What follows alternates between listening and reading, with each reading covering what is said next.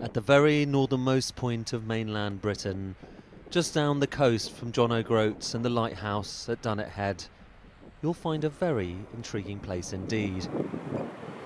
From the outside, this might look like just another industrial building, but inside, you'll find a small group of people making some very special batteries. This place is one of the hidden secrets of British manufacturing. They've been making lithium-ion cells here for more than 30 years. This machinery was feeding stuff going into military applications. Now they've got exciting plans for the future. The problem is, it's not entirely clear that this country is the right place to be putting them into action. Why?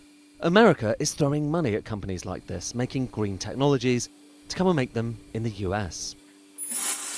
It's part of something called the Inflation Reduction Act, a multi-billion-dollar set of subsidies for anyone making these kinds of technologies in America, raising the question, why stay here?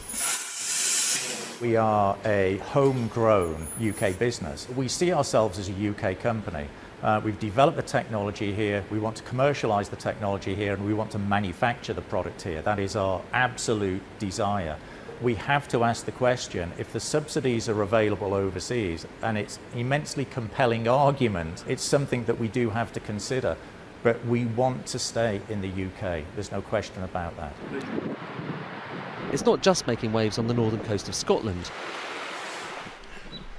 Across the Atlantic in Richmond, Virginia, you can feel the impact.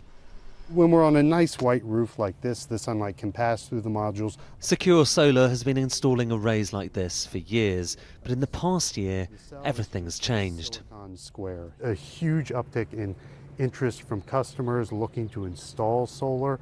We're at the point, struggling to get solar modules because there is so much interest in projects. We've had roughly a 50% jump in business in the first quarter of this year.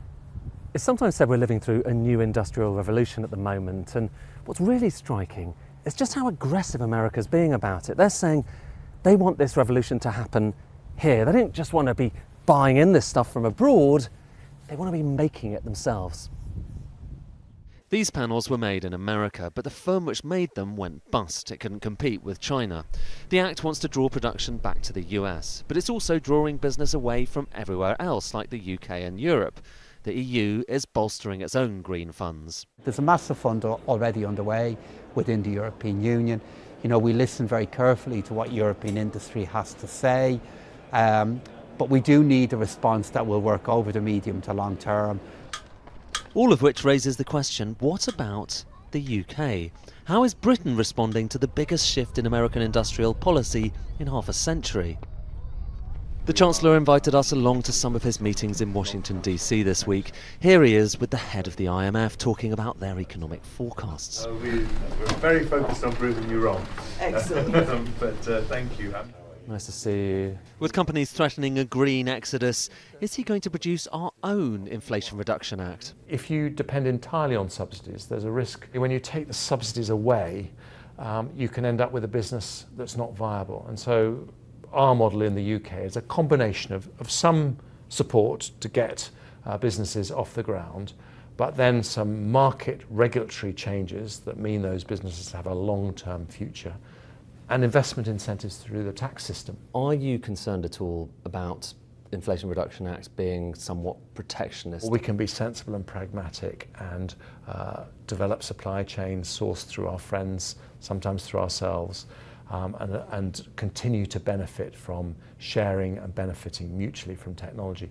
If we were to turn our backs on free trade, that would be a disaster for the world economy. We would be turning the clock right back, and we would enter into a dark ages period.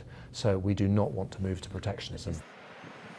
The problem is the clock is ticking, and with America having made an offer many companies can't afford to refuse, the suspicion is there'll be yet more businesses departing these shores in the coming years. Ed Conway, Sky News.